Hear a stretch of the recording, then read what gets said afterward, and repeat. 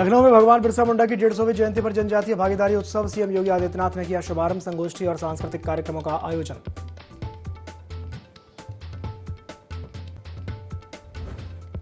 Delhi blast के बाद action में यूपी एटीएस। कानपुर के हृदय रोग संस्थान से कार्डियोलॉजिस्ट डॉक्टर मोहम्मद आरिफ को किया गिरफ्तार। शाहीन और परवेज से संपर्क में था आरिफ।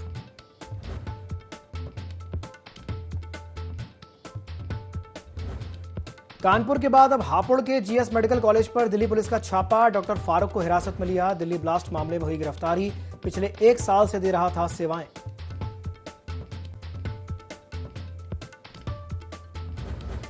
एयर इंडिया की फ्लाइट को बम से उड़ाने की धमकी से मचा हड़कंप। वाराणसी के लाल बहादुर शास्त्री अंतर्राष्ट्रीय हवाई अड्डे पर हाई अलर्ट। विमान के टॉयलेट में टिश्यू पेपर पर मिला धमकी भरा संदेश।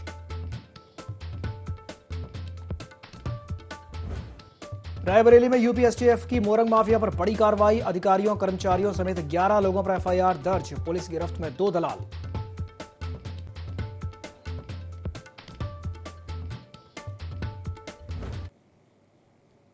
नमस्कार, ID24 में आप सभी का स्वागत है। मैं हूं आपके साथ दिव्यांशु जोशी। तो लखनऊ में भगवान बिरसा मुंडा की 150वीं जयंती मनाई गई है। जनजातीय भागीदारी उत्सव में सीएम योगी आदित्यनाथ ने शिरकत की है और इसका शुभारंभ किया है। उत्सव में समाज और जनजातीय समुदाय के लोग शामिल हुए हैं। आदरणीय प्रधानमंत्री जी की प्रेरणा से 1 नवंबर से 15 नवंबर तक पूरे देश के अंदर जनजातीय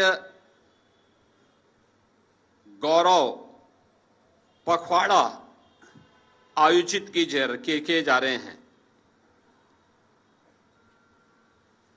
जनजातीय समुदाय को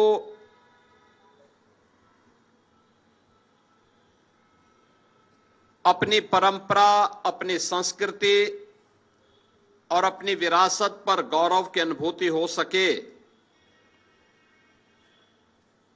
उन्हें समाज और राष्ट्र की मुख्य धारा के साथ ही उन्हें सम्मान के साथ आगे बढ़ने के लिए एक बेहतर प्लेटफॉर्म उपलब्ध किया जा सके,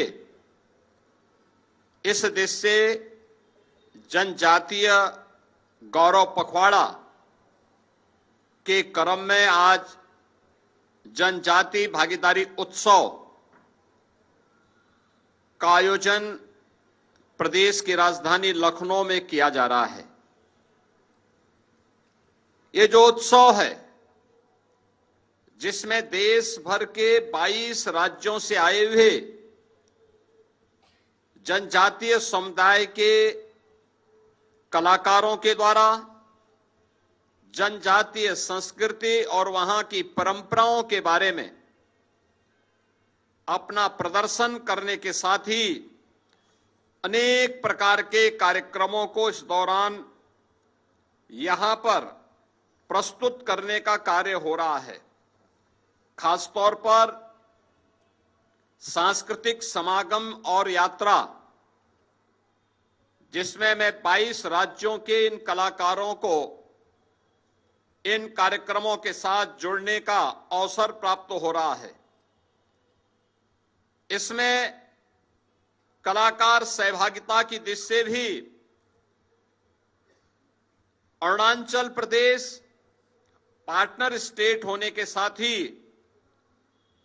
इसमें गुजरात, जम्मू कश्मीर, महाराष्ट्र, सिक्किम, उड़ीसा, राजस्थान, छत्तीसगढ़, कर्नाटक, मध्य प्रदेश, बिहार, उत्तराखंड, पश्चिमी बंगाल, मिजोरम, गोवा, केरल, हिमाचल प्रदेश, असम, त्रिपुरा, झारखंड, पंजाब, इन सभी राज्यों के कलाकार उत्तर प्रदेश में आकर के इस जनजाति भागीदारी उत्सव में सहभागी बन रहे हैं। इस कार्यक्रम में एक हस्तशिल्प और कला प्रदर्शनी का भी आयोजन किया गया है और साथ साथ एक व्यंजन मेला भी लग रहा है, जिसमें जैवनार और देसी स्वाद जो जुड़े हुए हैं उनको भी यहां पे प्रस्तुत करने के साथ ही जनजातीय साहित्य को समर्पित साहित्यिक और विकास मंच जो जनजातीय साहित्य के साथ साथ धरती आबा के प्रति हम सम्मान का भाव व्यक्त कर सकें, इसको समझने देखने का एक मंच हम सबको प्राप्त हो रहा है। बहनों और भाइयों, यह वर्ष हम सबके लिए कई मायनों में बहुत महत्वपूर्ण है। यह वर्ष भारत शिल्पी लौह पुरुष सरदार वल्लभ भाई पटेल की 150 वर्ष जयंती के पूरे होने का वर्ष है। यह वर्ष धरती आबा भगवान बिरसा मुंडा की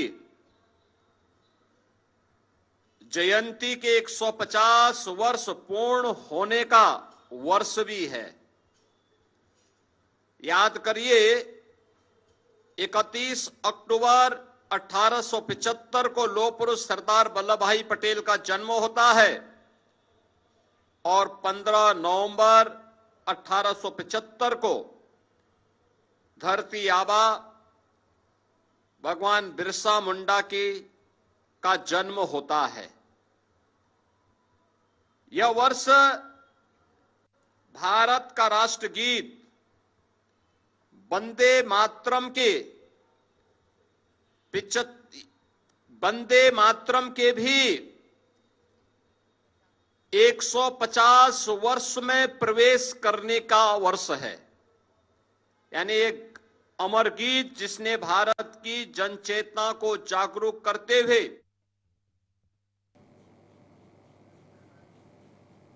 बढ़ते हैं खबरों की ओर। दिल्ली ब्लास्ट के बाद यूपी एटीएस अब पूरी तरह से एक्शन मोड में है। कानपुर के हृदय रोग संस्थान से कार्डियोलॉजिस्ट डॉक्टर मोहम्मद आरिफ को हिरासत में लिया गया है। वो जम्मू कश्मीर के अनंतनाग का रहने वाला है और लंबे समय से शाहीन और उसके भाई परवेज के संपर्क में था। आरंभिक जांच में उसके देश विरोधी गतिविधियों में शामिल होने की आशंका जताई जा रही है। एटीएस ने उसके लैपटॉप और मोबाइल फोन जब्त करके संदिग्ध डेटा पाया है। उसे दिल्ली ले जाकर ब्लास्ट में पकड़े गए आरोपियों के सामने पूछताछ की जाएगी। कानपुर में शाहीन से जुड़े अन्य नेटवर्क के और लोगों के सामने आने की संभावना है। एटीएस और एनआईए की टीमें कानपुर में सक्रिय हैं और आतंकवादी नेटवर्क की कड़ियों की तलाश जारी है।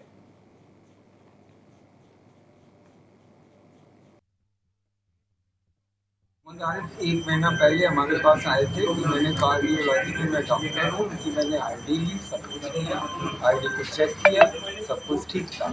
उनका कभी आते थे रात में, कभी दिन में रहते थे, अपना चले जाते थे, कभी हम लोग से कोई बात नहीं। इससे मिलने कोई नहीं आता था। हम अगर यहाँ बैठे भी रहते थे तो कभी दुआ सलाम भी नहीं कर। कल 4 लोग लगभग 7:30 बजे आए थे, फ्लैट की चाबी लाए थे। तो मैंने उनसे पूछा भाई कैसे, तो उन्होंने डॉक्टर आरिफ जो भी हो उनसे बात कराई कि हाँ इनको हमारे फ्लैट में जाने दीजिए, कुछ सामान ये देखने आए। हमारे यहाँ फर्स्ट ईयर के स्टूडेंट थे डीएम कार्डियोलॉजी के, मोहम्मद आरिफ मीर। ये अभी 2-3 महीने पहले जो काउंसलिंग हुई, काउंसलिंग के थ्रू सेलेक्ट होके आए थे, फर्स्ट ईयर के स्टूडेंट थे। इनकी आफ्टरनून वाली ड्यूटी थी, उसके बाद में ये ड्यूटी करके यहाँ से गए। तो उसके बाद में हमें शाम को पता चला कि इनको पूछताछ के लिए कोई टीम लिवा के ले गई। 3 महीने पहले काउंसलिंग जो है उसी के थ्रू आते हैं हमारे स्टूडेंट, तो उसमें 3 महीने पहले लगभग कैंपस के बाहर से लिया, यहाँ ड्यूटी खत्म करके घर जा चुके थे, वहीं से इनको।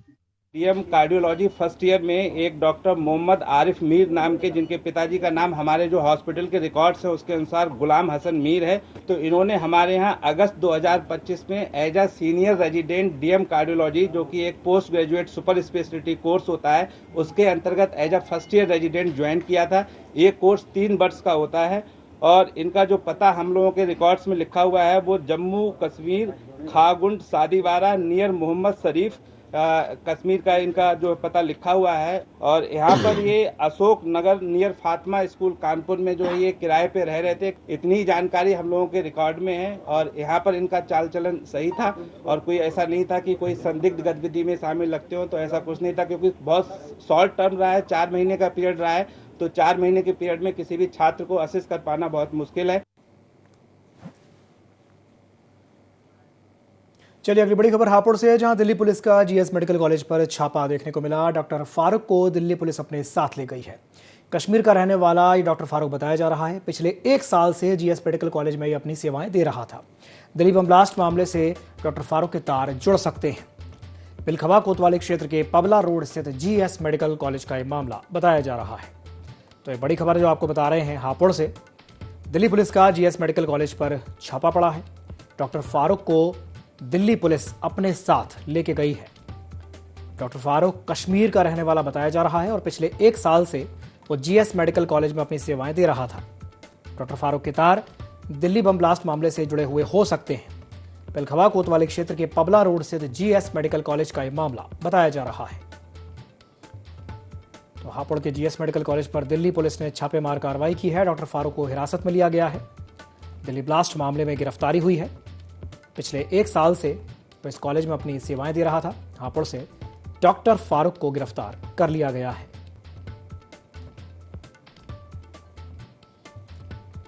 तो ये बड़ी खबर आपको बता रहे हैं यूपी के हापुड़ से। जीएस मेडिकल कॉलेज से डॉक्टर फारूक की गिरफ्तारी हुई है। जीएस मेडिकल कॉलेज पिलखवा कोतवाली क्षेत्र के पबला रोड पर स्थित है, जहां से दिल्ली पुलिस ने डॉक्टर फारूक को गिरफ्तार किया है और अपने साथ दिल्ली लेकर के गई है।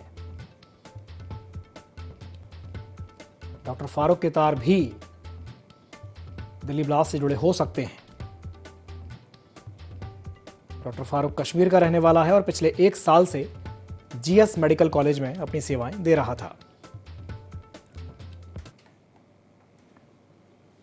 अगली बड़ी खबर रायबरेली से है, जहां दिल्ली के पूर्व कानून मंत्री सोमनाथ भारती कोर्ट में पेश हुए हैं। एमपी एमएलए कोर्ट ने उन्हें फरार घोषित किया था। पिछली सुनवाई 8 नवंबर को हुई थी। कोर्ट ने वारंट जारी किया था। वो वारंट जारी होने के बाद आज वे कोर्ट में पेश हुए हैं। तो बड़ी खबर आपको बता रहे हैं यूपी के रायबरेली से, जहां पूर्व कानून मंत्री सोमनाथ भारती को कोर्ट में पेश किया गया। एमपी एमएलए कोर्ट ने उन्हें फरार घोषित किया था। पिछली सुनवाई 8 नवंबर को हुई थी। कोर्ट ने वारंट जारी किया था और वारंट जारी होने के बाद आज सोमनाथ भारती कोर्ट में पेश हुए हैं। तो दिल्ली सरकार के पूर्व कानून मंत्री सोमनाथ भारती कोर्ट में पेश हुए हैं। वारंट जारी होने के बाद आज वे कोर्ट में पेश हुए। इस मामले में जो पिछली सुनवाई थी वो 8 नवंबर को हुई थी। एमपी एमएलए कोर्ट ने सोमनाथ भारती को फरार घोषित किया था।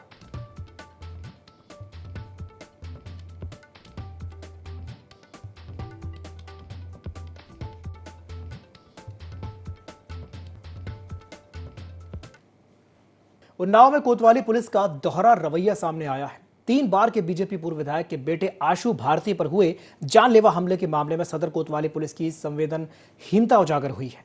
आशु भारती ने आरोपियों के खिलाफ SC/ST एक्ट और धारा 307 में FIR दर्ज कराई थी, लेकिन कोतवाल संजीव कुशवाहा ने आरोपियों को महज शांति भंग की धाराओं में चालान कर दिया। सूत्रों के मुताबिक आरोपियों को 2 दिन तक थाने में बैठाकर सेटिंग के बाद हल्की धाराओं में कार्रवाई की गई। इस पूरे प्रकरण को लेकर पीड़ित परिवार में पुलिस के प्रति गहरा आक्रोश है। घटना मोती नगर स्थित एक नॉनवेज रेस्टोरेंट में झगड़े के दौरान हुई थी।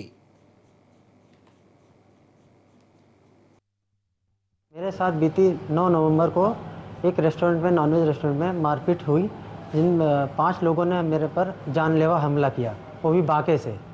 उसके बाद मुझे मरणासन हालत में वहाँ पे छोड़ के चले गए, जाति सूचक गालियाँ देते हुए।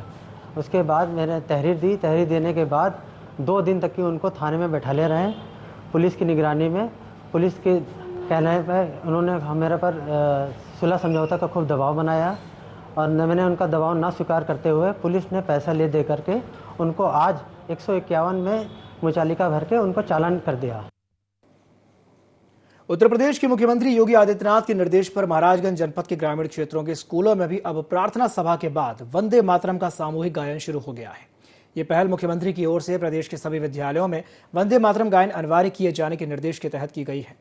खुटहा बाजार स्थित RS पब्लिक स्कूल और टैगोर इंटरमीडिएट कॉलेज में प्रार्थना सभा के बाद और छुट्टी से पहले छात्र छात्राओं और शिक्षकों के द्वारा उत्साहपूर्वक वंदे मातरम का गायन किया जा रहा है। शिक्षकों ने इस कदम का स्वागत करते हुए कहा कि यह पहल छात्रों में देशभक्ति और राष्ट्रीय एकता की भावना को प्रबल करेगी। उनका मानना है कि ऐसी परंपरा पहले से ही शुरू हो जानी चाहिए थी।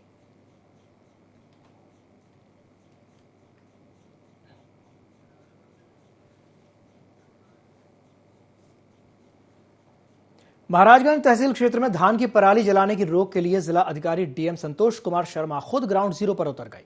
उन्होंने रामपुर, बुजुर्ग, लखीमा, कटहरा समेत कई गांवों का दौरा करके खेतों का निरीक्षण किया और किसानों से संवाद किया।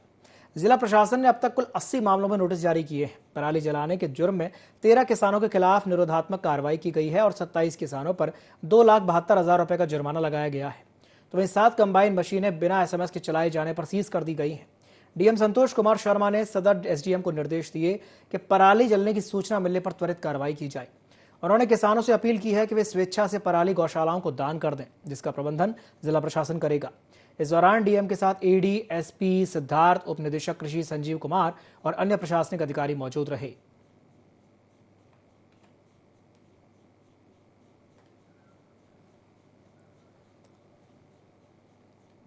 जनपद लखीमपुर खीरी के सदर क्षेत्र में सरदार वल्लभ भाई पटेल की 150वीं जयंती पर भव्य पैदल शोभा यात्रा निकाली गई। बनवारीपुर चौराहे से निकली बाबा स्थान तक आयोजित इस यात्रा में देशभक्ति का जोश और उत्साह देखने को मिला। बीजेपी के सदर विधायक योगेश के नेतृत्व में निकाली गई शोभा यात्रा में बीजेपी पदाधिकारी, कार्यकर्ता, महिलाएं, बुजुर्ग और बच्चे लाखों की संख्या में शामिल हुए। शोभा यात्रा के दौरान लोग लगातार सरदार पटेल अमर रहें और हिंदुस्तान जिंदाबाद के नारे लगाते रहे। चिल्ड्रन अकेडमी MBB के बच्चों ने नन्हे हाथों में तिरंगा लेकर के देशभक्ति की शानदार प्रस्तुति दी। बीजेपी कार्यकर्ताओं ने इस मौके पर एकजुटता की मिसाल पेश की और सदर क्षेत्र की सड़कों पर एकता और उत्साह का संदेश दिया।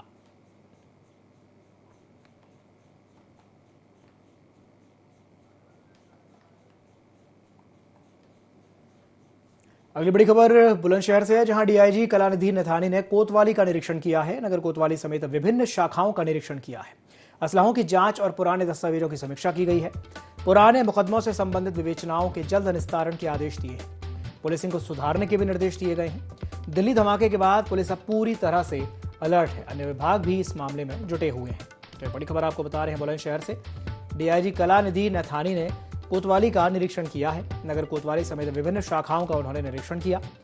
असलाहों की जांच और पुराने दस्तावेजों की समीक्षा की है। पुराने मुकदमों से संबंधित विवेचना के जल्द ही निस्तारण के आदेश दिए।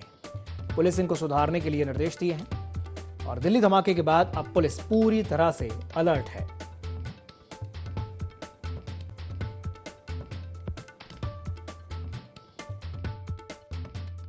बुलंदशहर में कई शाखाओं का वार्षिक निरीक्षण किया गया है। सरकार की मंशा, पुलिस मुख्यालय की मंशा अनुसार जो हमारे विभिन्न परिपत्र होते हैं निरीक्षण के, उसके अनुसार जो बिल्कुल प्रोफेशनल तरीके से एक तरह से कंप्लायंस उसका हो रहा है कि नहीं हो रहा है, अनुपालन हो रहा है कि नहीं हो रहा है, उसको चेक किया जा रहा है। अधिकांश जगह पर जो सही कार्रवाई है वो अमल में लाई जा रही है। कुछ सुधारात्मक बातें थी जिनके बारे में बता दिया गया है। कुछ पुलिसकर्मी ऐसे भी हैं जो बहुत ही अच्छा काम अपना कर रहे हैं, उनको पुरस्कृत भी किया गया है और कुछ को सचेत भी किया गया है।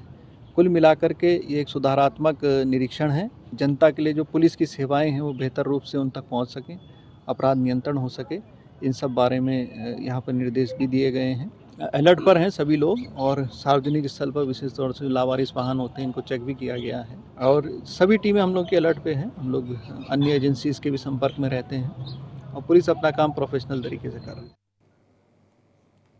बदायूं के उसहद थाना क्षेत्र में चेतराम नगला में रोटावेटर से हुई मौत के मामले में फरार चल रहा आरोपी को पुलिस ने गिरफ्तार कर लिया। इससे पहले पुलिस ने मुख्य आरोपी को गिरफ्तार करके न्यायालय में पेश किया था। आपको बता दें कि एक व्यक्ति की रोटावेटर में कटकर की मौत हो गई थी। परिजनों ने इसे हत्या बताया था और FIR भी दर्ज कराई थी। पुलिस पूछताछ में सामने आया था कि रोटावेटर में खराबी थी, जिसे ज्ञान सिंह ठीक कर रहा था। अचानक मशीन चालू हो गई और वो नीचे आ गया, जिससे उसकी मौत हो गई।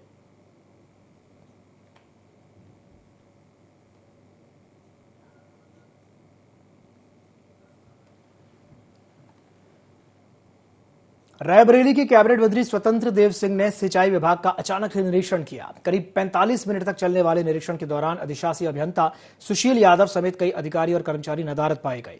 मंत्री के निरीक्षण से कर्मचारियों में अफरा तफरी मच गई। इस दौरान उन्होंने बिहार चुनाव को लेकर कहा कि NDA गठबंधन पूर्ण बहुमत से सरकार बनाएगा। कार्यालय शहर के कैनाल रोड पर स्थित है। अब हम लोग सड़क पर उतरे हैं कि सिल्ट की ठीक ढंग से सफाई हो जाए, किसान को, गांव गरीब किसान को किसी प्रकार की परेशानी न हो, क्योंकि आदरणीय योगी जी की सरकार है तो किसी गरीब को सिंचाई विभाग से तकलीफ न हो, पानी पहुंचे। यहाँ भी आया था ऑफिस में देखने के लिए कैसा मेरा विभाग है, तो थोड़ा सा सफाई जिस प्रकार ध्यान देना चाहिए वैसा नहीं है।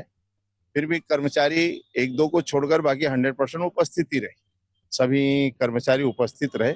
मैं सोचता था रायबरेली जैसे जगह पर मिलेंगे नहीं 3-4 बजे, फिर भी सभी कर्मचारी उपलब्ध रहे और विभाग के काम में तन्मयता के साथ काम कर रहे हैं। और उपस्थिति एकाध दो रही, बाकी अनुपस्थित रहे, बाकी उपस्थिति सभी। इसलिए काम अच्छा चल रहा है विभाग में और सभी बाकी वही टेंडर वेंडर प्रक्रिया ठीक ढंग से चलता रहे। और मेन उद्देश्य हमारा है कि तेल का सफाई होना, नहरों की सफाई होना, किसानों के टेल तक पानी पहुंचे। मुंबई से वाराणसी जा रही air India express flight 1X1023 को बम से उड़ाने की धमकी मिलने से वाराणसी के लाल बहादुर शास्त्री अंतर्राष्ट्रीय हवाई अड्डे पर हाई अलर्ट घोषित कर दिया गया। विमान में 182 यात्री और क्रू सदस्य सवार थे। लैंडिंग के बाद सभी यात्रियों को सुरक्षित बाहर निकाला गया और लगेज की जांच की गई। सूत्रों के मुताबिक विमान के टॉयलेट में टिश्यू पेपर पर धमकी भरा संदेश मिला था। सुरक्षा एजेंसियों ने विमान की गहन तलाशी ली, पर कोई संदिग्ध वस्तु नहीं मिली। जांच के बाद सभी यात्रियों को उनके गंतव्य के लिए रवाना कर दिया गया। मैं मुंबई से आ रहा हूँ। अभी जब भी वाराणसी में जैसे हम लोग आए तब तक, जब भी लैंड होने के बाद तब तक कोई अनाउंसमेंट नहीं था, कुछ भी नहीं था। और जैसे भी लैंड होने के बाद उन्होंने ऐसा बताया कि आप अपना लगेज जो हैंडबैग वगैरह है वो यहीं पे देके आप उतर जाइए। और मतलब हम लोग को कुछ समझ में नहीं पा रहे थे हम लोग, तो उन्होंने बाद में बताया कि आप एक काम करो, वो बैग रोको। 2-3 बार उन्होंने बैग रोको, लेके जाओ, करो। ऐसे में उन्होंने थोड़ा टाइम वेस्ट करवाया और बाद में सबको एक ही बार उतार के सब साइड में लेके बैग लगेज वगैरह लेके साइड में रखा और हम लोग को एक साइड में लेके चेकिंग कर रहे थे। करीबन 1-2 घंटे के ऊपर ये सब प्रोसेस उन लोग की चालू थी, लेकिन हम लोग को कुछ पता ही नहीं चल रहा था क्या हो रहा है। एक्सप्रेस इंडिया की फ्लाइट 1023 जो मुंबई से बनारस आ रही थी, उसने इमरजेंसी लैंडिंग की रिक्वेस्ट किया due to bomb on board. Bomb threat की जानकारी होने के कारण उसने इमरजेंसी रिक्वेस्ट किया और उसको इमरजेंसी प्रोवाइड की गई। 4:18 पे सुरक्षित लैंड किया। इस फ्लाइट में टोटल 182 क्रू और यात्री थे और उतरने के बाद इसकी पूरी सघन जांच की गई। बॉम्ब BDDS टीम के द्वारा इसकी पूरी सघन जांच की गई। अभी भी फ्लाइट को सुरक्षित घोषित किया गया है। पूरी जांच कंप्लीट हो चुकी है और ये फ्लाइट अभी सुरक्षित है। इसका ऑपरेशन नॉर्मल हुआ है। यूपी एसटीएफ ने मोरंग माफिया और परिवहन विभाग के अधिकारियों और कर्मचारियों के खिलाफ एक बड़ी कार्रवाई की है। फतेहपुर और रायबरेली के RTO, PTO समेत 11 लोगों पर लालगंज थाने में मुकदमा दर्ज किया गया है। एसटीएफ ने 2 मोरंग दलाल मोहित सिंह और सुशील को गिरफ्तार करके पुलिस के हवाले कर दिया। आरोप है कि ये दलाल 5000 प्रति ट्रक लेकर के ओवरलोड ट्रकों को पास कराते थे, जिसमें ARTO और PTO की मिली भगत थी। पूछताछ में कई अधिकारियों और कर्मचारियों के भी नाम सामने आए हैं। एसटीएफ की तहरीर पर दोनों दलालों को जेल भेज दिया गया है।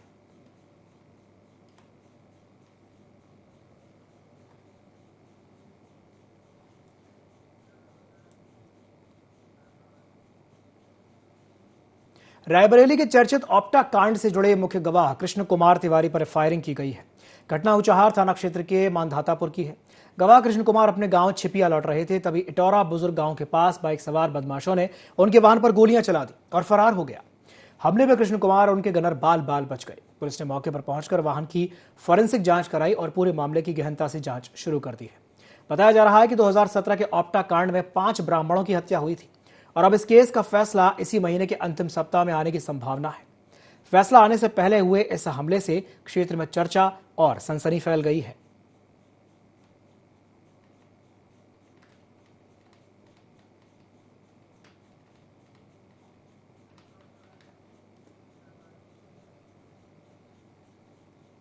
इसी के साथ बुलेटिन में फिलहाल के लिए इतना ही। दीजिए इजाजत। नमस्कार।